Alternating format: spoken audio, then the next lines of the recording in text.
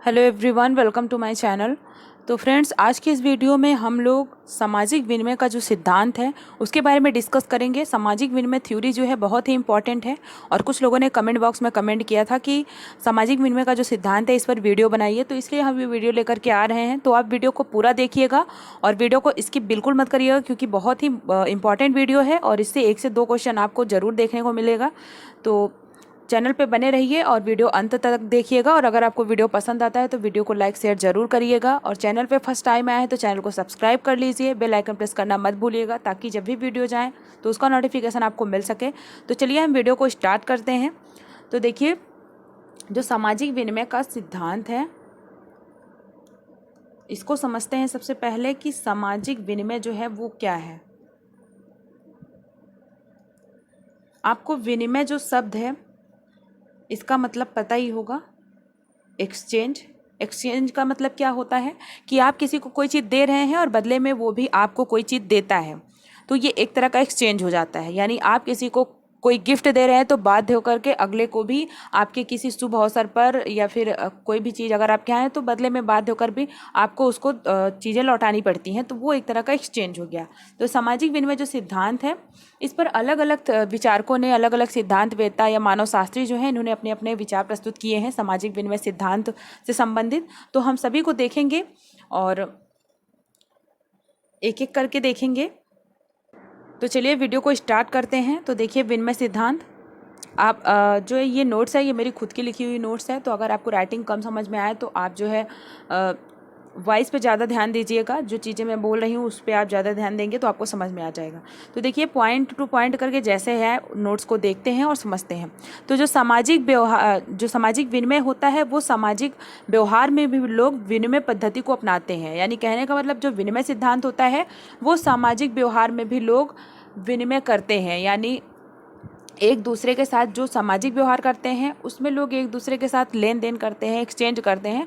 तो कहने का मतलब है कि जो विनिमय सिद्धांत है वो अर्थशास्त्र में तो होता ही होता है, समाजशास्त्र में भी होता है। यानी सामाजिक व्यवहार में भी लोग विनिमय करते हैं।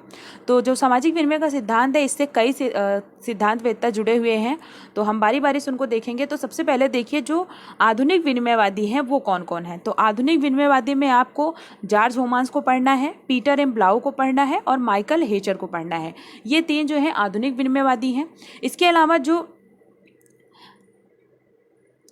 जो मानव शास्त्रीय विनिमयवादी हैं, यानी मानव शास्त्र में जिन्होंने अपना विनिमय का सिद्धांत दिया है, उसमें जेम्स फ्रेजर हैं, मेलिनोव्स्की है, मार्शल मॉस है और लेवी स्ट्रॉस। तो ये 4 जो हैं ये मानव शास्त्री हैं और इन्होंने अपना विनिमय का सिद्धांत दिया है।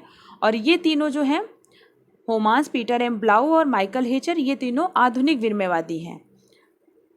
तो यहाँ पे शॉर्ट में देखते हैं कि जो जॉर्ज होमान्स है इनका जो विनिमय का सिद्धांत है वो व्यवहारवादी है। वो कैसा है? वो व्यवहारवादी है और ये समूह पर जोर देते हैं, सामूहिकता पर जोर देते हैं। पीटर एम ब्लाउ जो है ये इनको जो है संरचनात्मक विनिमयवादी कहा जाता है, क्योंकि ये संरचना को केंद्रीय स्थान देते हैं, संरचना को महत्वपूर्ण मानते हैं। और माइकल हेचर जो है इनका जो सिद्धांत है वो विवेकी सिद्धांत है, क्योंकि ये विवेकी व्यवहार को प्राथमिक स्थान देते हैं। तो ये 3 आपको समझ में आ गए होंगे। देखिए, इनका मानना है कि प्रत्येक मनुष्य अपनी अंतःक्रियाओं में दूसरों से अधिकतम लाभ लेना चाहता है। ये किसका कहना है? तो ये माइकल हेचर का मानना है। यानी वो अपने विवेक का इस्तेमाल करता है, अपने तर्क का इस्तेमाल करके वो मनुष्य जो अंतःक्रिया करता है उससे जो है ज़्यादा लाभ लेना चाहता है। तो इस तरीके से इनका अलग अलग जो सिद्धांत है सबने अलग अलग थ्योरी अपनी दी हुई है और सभी को अलग अलग समझेंगे हम। तो चलिए स्टार्ट करते हैं। तो देखिए, सबसे पहले जो है नंबर 1 पे वो है सर जेम्स फ्रेजर। इनका क्या योगदान है विनिमय के सिद्धांत में? तो जो सर जेम्स फ्रेजर हैं इनका जो योगदान है देखिए, तो 1919 में इनकी पुस्तक थी folklore in the Old testament. इसमें इन्होंने पहली बार विवेचना किया था, वो भी ऑस्ट्रेलिया की आदिवासियों का, और क्षेत्रीय कार्य किया था। तो जेम्स फ्रेजर का जो कार्य है वो क्षेत्रीय कार्य इन्होंने किया था ऑस्ट्रेलिया की आदिवासियों पर। ऑस्ट्रेलिया की जो आदिवासियां हैं वहाँ पे मेलिनोव्स्की का भी कार्य था और इनका भी, जेम्स फ्रेजर का भी। अभी पिछली बार पीजीटी के पेपर में जो है क्वेश्चन आया था और उसका आंसर भी माना गया था जेम्स फ्रेजर को, क्योंकि सबसे पहले इन्होंने ही अध्ययन किया था, बाद में मेलिनोवस्की ने किया था। तो folklore to the Old Testament 1919 इनकी पुस्तक आई थी। पुस्तक का नाम आप याद रखिएगा। और इन्होंने ऑस्ट्रेलिया के आदिवासियों का अध्ययन किया था सबसे पहले और क्षेत्रीय कार्य किया था। आगे देखिए, मानव शास्त्रीय विनिमय में यह पहला प्रयास था। तो सबसे पहला प्रयास इन्होंने ही किया था। आदिम जातियों में बंधुत्व व विवाह की परंपराओं को गहराई से देखा। तो इन्होंने जो अध्ययन किया उसमें जो है इन्होंने जो आदिम जातियां थी उनमें बंधुत्व व विवाह की परंपराओं को इन्होंने इसका गहन अध्ययन किया था। ये चचेरे ममेरे भाई बहनों यानी क्रॉस कजिन मैरिज को ज़्यादा पसंद करते थे। तो इन्होंने जो वो अध्ययन किया तो पाया कि वहाँ पर जो है क्रॉस कजिन मैरिज ज़्यादा होती थी और उसी के द्वारा एक्सचेंज होता था। आगे देखते हैं, इनके पास वधु मूल्य चुकाने के लिए कुछ नहीं था, इसीलिए ये चचेरे ममेरे भाई बहनों के बीच विवाह को प्रोत्साहित करते थे। तो वहाँ पे जो विनिमय होता था वो क्यों होता था? क्योंकि इन लोगों के पास वधु मूल्य चुकाने के लिए कुछ नहीं होता था और ये एक दूसरे से ही आपस में ही यानी क्रॉस कजिन मैरिज ये करते थे। आगे देखिए, यह आर्थिक अभिप्रेरण यानी इकोनॉमिक मोटिव संस्कृति के प्रतिमानों को निश्चित करती है। तो इनका जो विनिमय का सिद्धांत है फ्रेजर का, तो इनका मानना था कि जो ये एक्सचेंज होता है, विनिमय होता है, वो किस कारण से होता है? तो वो आर्थिक अभिप्रेरण के कारण होता है। आर्थिक यानी इकोनॉमिक मोटिवेशन जो मिलता है लोगों को, उसकी वजह से वो विनिमय करते हैं। फिर देखिए, फ्रेजर के अनुसार किसी भी समाज में जो सांस्कृतिक प्रतिमान उपलब्ध हैं वे और कुछ ना होकर के मनुष्यों के आर्थिक अभिप्रेरण की अभिव्यक्ति मात्र हैं। तो ये सबसे ज़्यादा इंपॉर्टेंस किसको देते हैं? आर्थिक अभिप्रेरण को। और ये जो कीवर्ड है इनके सिद्धांत का, इसे आप जरूर याद रखिएगा। आर्थिक अभिप्रेरण की वजह से ही विनिमय होता है, ऐसा किसका मानना है? तो ऐसा मानना है जेम्स फ्रेजर का। तो निष्कर्ष रूप में देखिए, फ्रेजर का क्या मानना है कि विनिमय प्रक्रियाएं जो होती है वो बुनियादी आवश्यकताओं की पूर्ति करती हैं। दूसरा, इन्होंने बताया कि विनिमय प्रक्रियाओं के परिणाम स्वरूप अंतःक्रिया के प्रतिमान निर्धारित होते हैं। उसके बाद तीसरा, इन्होंने बताया कि इस तरह के सांस्कृतिक प्रतिमान यानी जो अंतःक्रिया की पद्धतियां होती हैं जहां आवश्यकताओं की पूर्ति करती हैं, वहीं ऐसा ही व्यवहार करने के लिए व्यक्ति पर दबाव भी डालती हैं। इन सांस्कृतिक प्रक्रियाओं के पीछे अनिवार्यता आर्थिक अभिप्रेरण होते हैं। तो आर्थिक अभिप्रेरण जो है सांस्कृतिक प्रक्रियाओं के पीछे होते हैं, ऐसा इनका मानना है। और विनिमय प्रक्रियाओं के बाद ही अंतःक्रिया के प्रतिमान निर्धारित होते हैं। और सांस्कृतिक प्रतिमान जो होते हैं वो अंतःक्रिया की पद्धतियाँ होती हैं और ये आवश्यकताओं की पूर्ति करती हैं। और इसके अलावा वो अगले व्यक्ति पर दबाव भी डालती हैं कि वो भी उसी तरीके का व्यवहार करें और उसी तरीके से वो भी सामाजिक विनिमय करें। आगे देखते हैं, फ्रेजर का जो सिद्धांत है वो अर्थशास्त्र के उपयोगितावाद से बहुत अधिक प्रभावित है। और फ्रेजर जो है ये पहले विचारक थे जिन्होंने पहली बार स्वतंत्र पद्धति से विनिमय सिद्धांत को प्रतिपादित किया। तो ये था जेम्स फ्रेजर का सिद्धांत, विनिमय का सिद्धांत। आई होप आपको समझ में आया होगा। तो कुल मिलाकर के इनका जो विनिमय का सिद्धांत है वो आर्थिक अभिप्रेरण को महत्वपूर्ण मानता है। इनका मानना है कि आर्थिक अभिप्रेरण की वजह से ही विनिमय होता है और ये जो है आर्थिक अभिप्रेरण जो होती हैं यही व्यक्तियों पर दबाव डालती हैं, जो व्यक्ति पर दबाव डालती हैं। सांस्कृतिक जो प्रतिमान होते हैं वो व्यक्तियों पर दबाव डालते हैं और उसीलिए व्यक्ति जो होते हैं समाज में वो विनिमय अपनाते हैं। और सबसे पहले इन्होंने ही अध्ययन किया था। इन्होंने ऑस्ट्रेलिया की जनजातियों का अध्ययन किया था। आप ये चीज़ ध्यान रखिएगा। पहले मेलिनोवस्की ने नहीं किया था, बाद में मेलिनोवस्की ने किया था। इसके पहले सबसे पहले इन्होंने ही किया था। अगला जो सिद्धांत हम देखेंगे वो मेलिनोवस्की का सिद्धांत है। मेलिनोवस्की का योगदान देखते हैं कि इन्होंने जो है विनिमय को किस तरीके से परिभाषित किया है। तो देखिए, मेलिनोवस्की का जो योगदान है, सबसे पहला, विनिमय का बुनियादी आधार गैर भौतिक यानी सांस्कृतिक मानते हैं। तो जो मेलिनोवस्की हैं ये विनिमय का बुनियादी आधार किसको मानते हैं? सांस्कृतिक को मानते हैं या फिर गैर भौतिक। दूसरा जो है, विनिमय सामाजिक सुदृढ़ता को कायम करता है, ऐसा किसका मानना है? मेलिनोवस्की का मानना है कि जो विनिमय होता है वो सामाजिक सुदृढ़ता को कायम करता है, सामाजिक सुदृढ़ता को बनाए रखता है। अगला लाइन देखिए, भौतिक या आर्थिक विनिमय को सांस्कृतिक या प्रतीकात्मक विनिमय से पृथक किया जा सकता है या ये करते हैं। तो मेलिनोवस्की जो है वो भौतिक या आर्थिक विनिमय को सांस्कृतिक या प्रतीकात्मक विनिमय से अलग करते हैं और इसी आधार पर ये फ्रेजर का विरोध भी करते हैं। फ्रेजर का क्या मानना था कि आर्थिक प्रेरण ही महत्वपूर्ण है, जबकि इनका क्या मानना है कि जो भौतिक या आर्थिक विनिमय है वो सांस्कृतिक या प्रतीकात्मक विनिमय से अलग है।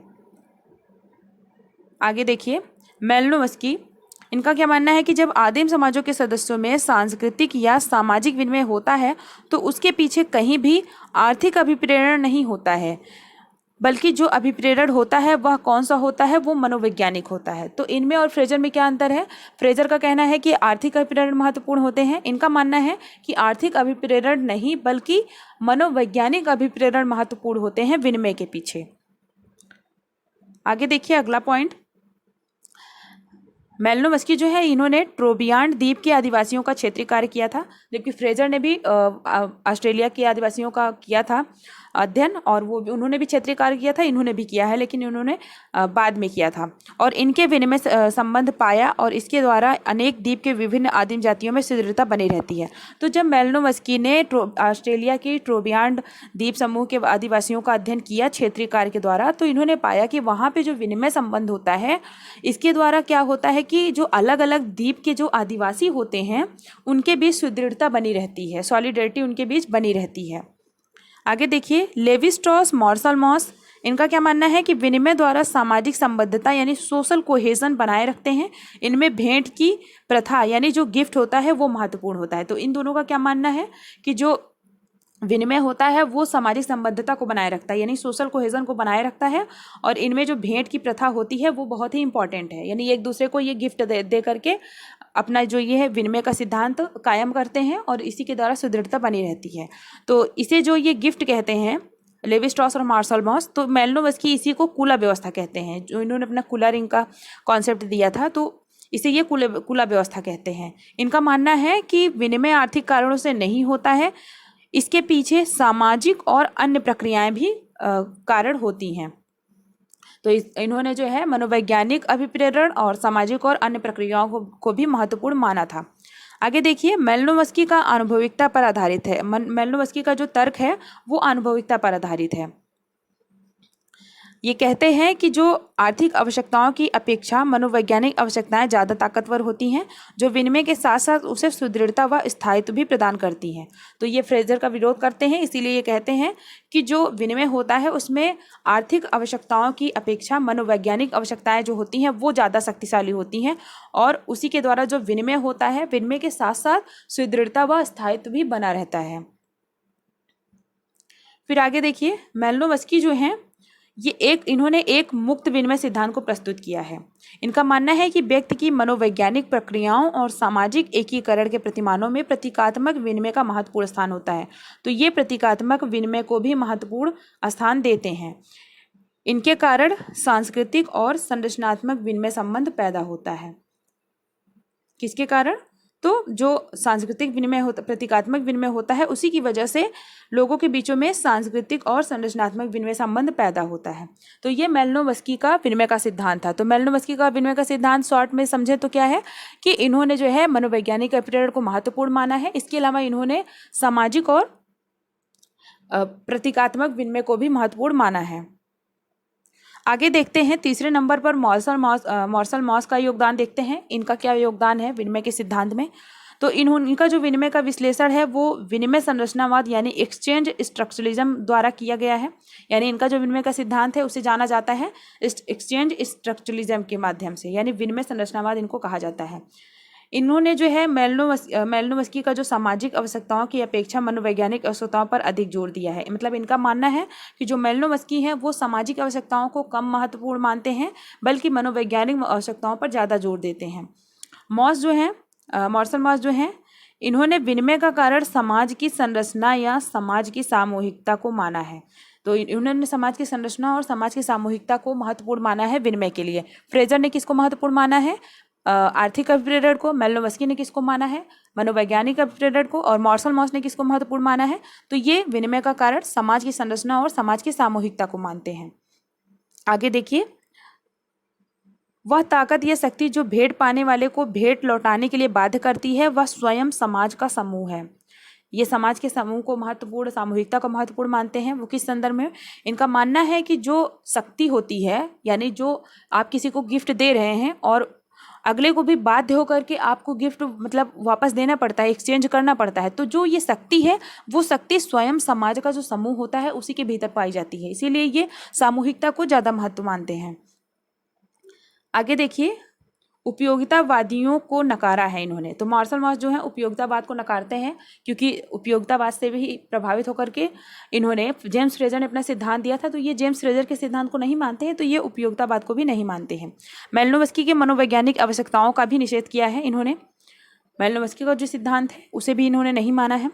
विनिमय व्यवहार के पीछे समाज के नियम उपनियम सर्वोपरि हैं। तो ये किसका मानना है? ये मार्शल मॉस का मानना है कि जो विनिमय व्यवहार होता है उसके पीछे समाज का जो नियम होता है, उपनियम होता है, वही सबसे ज़्यादा इम्पॉर्टेंट है। वास्तविकता समाज है, इनका मानना है कि वास्तविकता समाज है, इसीलिए विनिमय का निर्धारण भी समाज करता है। मार्शल मॉस जो है कुल मिलाकर के सोसाइटी को बहुत ज़्यादा इंपॉर्टेंस देते हैं, क्योंकि वो दुर्खीम और लेवी स्ट्रॉस से प्रभावित थे। तो आपको पता होगा कि दुर्खीम ने समाज को बहुत ज़्यादा इंपॉर्टेंस दिया है, वो समाज को सर्वोपरि मानते हैं, तो इनसे प्रभावित थे, इसलिए इन्होंने भी समाज को सबसे ज़्यादा महत्वपूर्ण माना है, सर्वोपरि माना है। तो आगे देखिए, इन तीनों का शॉर्ट में हमने एक लाइन में देखिए तो जो फ्रेजर है इनका जो विनिमय का सिद्धांत है वो उपयोगितावादियों से संबंधित है। मेलिनोवस्की का जो सिद्धांत है वो गैर भौतिकवादी या मनोवैज्ञानिक विनिमय है। मार्शल मॉस का जो सिद्धांत है वो संरचनात्मक विनिमय है। आई होप आपको इन तीनों में डिफरेंस समझ में आ गया होगा। आगे देखते हैं, लास्ट मानव शास्त्रियों में 3 हमने देख लिया। लास्ट जो है लेवी स्ट्रॉस, ये भी मानव शास्त्री ही हैं। तो इनका जो सिद्धांत है, तो सबसे पहले देखिए ये संरचनावादी हैं। इनकी जो पुस्तक है the elementary structure of kinship 1969 में आई थी, इसी में इन्होंने अपना विनिमय संबंधी सिद्धांत दिया है। तो एक एक पॉइंट देखते हैं। चचेरे ममेरे भाई बहनों की विवाह पद्धति का विवेचना किया इन्होंने। तो इन्होंने जो अध्ययन किया विनिमय का, उसमें इन्होंने चचेरे ममेरे भाई बहनों की विवाह पद्धति का विवेचना किया है। आगे देखिए, किसी से प्रभावित नहीं थे, दुर्खीम से अपने सिद्धांत का आधार लिया है। ये मैंने बहुत ही शॉर्ट नोट्स बनाया है, सारी इंपॉर्टेंट पॉइंट्स ही इसमें हैं। तो आप इसको और भी शॉर्ट करने की कोशिश मत करिएगा। आप एक बार 2 बार वीडियो को देखेंगे तो आपको चीज़ें एकदम क्लियर हो जाएंगी। आपको रटने की ज़रूरत नहीं है, समझने की ज़रूरत है। और आपको जहाँ लगे कि जो चीज़ें इंपॉर्टेंट हैं और आपको नहीं पता है या आपके नोट्स में ऐड ऑन नहीं है, तो आप उसे ज़रूर ऐड करिएगा। तो ये जो है किसी से प्रभावित नहीं थे, लेकिन इनका जो सिद्धांत है वो दुर्खीम के सिद्धांत से इन्होंने उसका आधार लिया है। आगे देखिए, संरचनात्मक विनिमय। तो संरचनात्मक विनिमयवादी किसे कहा जाता है? तो लेवी स्ट्रॉस को कहा जाता है, ये भी ध्यान रखिएगा। आगे देखते हैं, फ्रेजर के तर्क से बिल्कुल सहमत नहीं थे। तो जो फ्रेजर का सिद्धांत है विनिमय का, उससे ये बिल्कुल भी सहमत नहीं थे। अगला देखिए, स्ट्रॉस जो है, इनका कहना है कि सारी प्रक्रिया में विनिमय पद्धति महत्वपूर्ण होता है। विनिमय पद्धति जो होता है वो महत्वपूर्ण होता है, लेकिन जिस वस्तु का विनिमय होता है उसका कोई मतलब नहीं होता है। तो इनका क्या मानना है कि जो विनिमय होता है, सारी प्रक्रिया में केवल विनिमय पद्धति जो होती है सिर्फ वही इंपॉर्टेंस रखती है। जिस वस्तु का विनिमय होता है उसका कोई मतलब ही नहीं होता है। आगे देखिए, विनिमय को एक ऐसी प्रक्रिया के रूप में देखना चाहिए जो सारे समाज को एक सूत्र में बांधती है। विनिमय पद्धति एक संरचनात्मक प्रक्रिया है, न कि आर्थिक समाज को जोड़ने की पद्धति है। तो इनका क्या कहना है कि जो विनिमय पद्धति है वो संरचनात्मक पद्धति है, आर्थिक पद्धति नहीं है, जैसा कि जेम्स फ्रेजर ने कहा था। और इनका मानना है कि जो विनिमय है वो समाज की जोड़ने की एक पद्धति है। फिर आगे है, फ्रेजर के उपयोगितावाद को स्वीकार नहीं करते हैं और मेलिनोवस्की के मनोवैज्ञानिक कारकों को भी अस्वीकार करते हैं। तो ना तो ये फ्रेजर को मानते हैं और ना ही मेलिनोवस्की को मानते हैं। आगे देखते हैं, स्ट्रॉस के विनिमय सिद्धांत के तत्व। तो इनका जो इम्पॉर्टेंट पॉइंट है वो इसमें ऐड ऑन है, आप इसे ध्यान से जरूर देखिए, सुनिएगा। ये नियम निम्न है। तो इन्होंने क्या क्या चीज़ें बताई हैं? तो पहला जो इन्होंने बताया है कि जिसे अर्थशास्त्री लागत कहते हैं, उसे स्ट्रॉस जो है समाज की परंपराएं, नियम, उपनियम, रीति रिवाज और मूल्य कहते हैं। यह सब सामाजिक लागत व्यक्ति को अपने व्यवहार में चुकानी पड़ती है। तो ये एक तरह से अर्थशास्त्र में जो लागत होती है उसको इन्होंने परिभाषित किया है कि जिस तरीके से अर्थशास्त्र में लागत होती है, जिसे अर्थशास्त्री लागत कहते हैं, ये उसे जो है समाज की जो परंपराएं, नियम, उपनियम, रीति रिवाज या मूल्य होते हैं, इनका कहना है कि ये सारी चीज़ें सामाजिक लागत होती हैं और व्यक्ति को अपने व्यवहार में इन सारी चीज़ों को चुकानी पड़ती हैं। दूसरे नंबर पे देखिए, आदमी जो भी करता है उसके जो भी स्रोत हैं वास्तव में वे उसके निजी स्रोत नहीं हैं। तो व्यक्ति जो भी करता है उसके जो भी स्रोत हैं वो निजी स्रोत नहीं है, यह तो समाज है जो इन स्रोतों पर नियंत्रण रखता है और उसका बंटवारा करता है। तो ये भी समाज को बहुत ज़्यादा इंपॉर्टेंस देते हैं और इनका कहना है कि जो भी स्रोत होता है जिसके जरिए व्यक्ति कार्य करते हैं समाज में, वो सारा स्रोत समाज का होता है, व्यक्तियों का पर्सनल नहीं होता है। और उस पर नियंत्रण कौन रखता है? समाज ही रखता है। आगे देखते हैं, स्ट्रॉस का कहना है कि समाज में जो भी भौतिक या अभौतिक स्रोत हैं, सबका स्वामित्व व नियंत्रण समाज का होता है। चाहे वो भौतिक चीजें हो चाहे अभौतिक हो, सब पर नियंत्रण किसका होता है? सोसाइटी का होता है। और इसीलिए इनका परिपालन करना व्यक्ति के लिए अपरिहार्य है, यानी व्यक्ति के लिए कंपलसरी हो जाता है कि वो इन चीजों का पालन करे। आगे देखिए, विनिमय व्यवहार में पारस्परिकता होती है, इनके परिपालन का नियंत्रण स्वयं समाज करता है। तो इनका कहना है कि जो विनिमय व्यवहार होता है वो पारस्परिकता होती है और लोग जो है इसका पालन करते हैं, और क्योंकि इस पर जो नियंत्रण होता है वो स्वयं समाज का होता है। तो इसका उद्देश्य क्या है, यानी विनिमय जो है इसका मुख्य उद्देश्य क्या होता है? तो इनका कहना है कि व्यक्ति व समाज के बीच में एकता स्थापित करना, ये कीवर्ड है लेवी स्ट्रॉस से संबंधित। इनका कहना है कि व्यक्ति व समाज के बीच एकता स्थापित करता है कौन? विनिमय। विनिमय के द्वारा व्यक्ति और समाज के बीच एकता स्थापित होती है। आगे देखिए, जहां फ्रेजर और मेलिनोवस्की प्रत्यक्ष और पारस्परिक विनिमयों की चर्चा करते हैं, वहां स्ट्रॉस जो है वो विनिमय का बहुत बड़ा कार्य सामाजिक एकीकरण और सुदृढ़ता स्थापित करना मानते हैं। तो ये उन दोनों से अलग हैं, ये सामाजिक एकीकरण को महत्वपूर्ण मानते हैं और सुदृढ़ता को। आगे देखिए, सैद्धांतिक रूप से स्ट्रॉस का विनिमय सिद्धांत एक तरह से सामाजिक एकीकरण का सिद्धांत है। तो अगर सामाजिक विनिमय के सिद्धांत से संबंधित सामाजिक एकीकरण का सिद्धांत पूछे कि मतलब किससे संबंधित है, तो वो लेवी स्ट्रॉस है। स्ट्रॉस ने स्थापित किया कि विभिन्न प्रकार के प्रत्यक्ष अप्रत्यक्ष विनिमय सामाजिक संगठन के विभिन्न प्रतिमानों से जुड़े हुए हैं। तो ये लेवी स्ट्रॉस का विनिमय का सिद्धांत है। ये सोसाइटी को महत्वपूर्ण मानते हैं। और दूसरा कौन सोसाइटी को महत्वपूर्ण मानता है? मार्शल मॉस मानते हैं। लेकिन मार्शल मॉस का मानना है कि जो सामाजिक संरचना होती है, सामाजिक सामूहिकता होती है, वो महत्वपूर्ण है विनिमय के लिए। जबकि इनका मानना है कि जो समाज के स्रोत होते हैं, जिन पर समाज का नियंत्रण होता है, वो जो है महत्वपूर्ण होता है और व्यक्तियों को इन स्रोतों को मानना पड़ता है। तो यहाँ पे देखिए, शॉर्ट में देख लेते हैं इन चारों का, क्योंकि ये चारों मानव शास्त्री हैं। तो इनमें आप अगर कंपेयर करके पढ़ेंगे, कंपेरिजन करके पढ़ेंगे, तो आपको ज़्यादा अच्छे से। जेम्स फ्रेजर जो है ये अर्थशास्त्र की उपयोगिता वास्ते ज़्यादा प्रभावित थे। इन्होंने आर्थिक अभिप्रेरण को माना है, आर्थिक अभिप्रेरण को इन्होंने माना है महत्वपूर्ण विनिमय के लिए। और इन्होंने क्रॉस कजिन मैरिज यानी चचेरे मेरे भाई बहनों में विवाह का अध्ययन किया था। मेलिनोवस्की जो है इन्होंने विनिमय का बुनियादी आधार किसको माना है? गैर भौतिक यानी सांस्कृतिक को माना है। दूसरा, ये मनोवैज्ञानिक अभिप्रेरण को मानते हैं महत्वपूर्ण। इसके अलावा सांस्कृतिक और संरचनात्मक विनिमय संबंध पैदा होते हैं, ऐसा इनका मानना है। उसके बाद मार्शल मॉस को देखिए, इन्होंने विनिमय संरचनावाद का सिद्धांत दिया है और इनका जो विनिमय का कारण मानते हैं वो समाज की संरचना या समाज की सामूहिकता को मानते हैं।